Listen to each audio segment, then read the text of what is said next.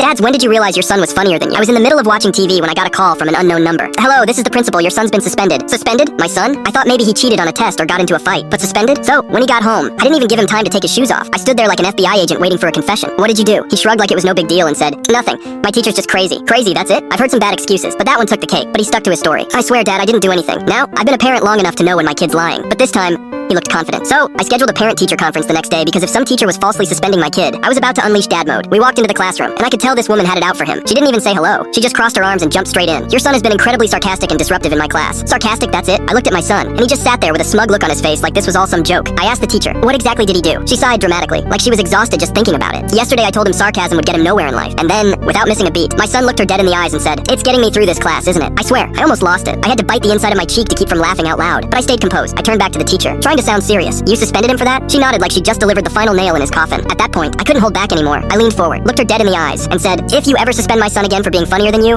I'll get you fired. Her face went from smug to pale in 5 seconds. Suddenly, the suspension wasn't a problem anymore. She started backtracking, mumbling something about reconsidering his punishment, but I was already grabbing my son's backpack. We walked out of that school like we'd just won a court case. And on the way home, I finally looked at him and said, you know, you might actually be funnier than me. He just grinned and said, really? Nope, you'll never be as funny as me.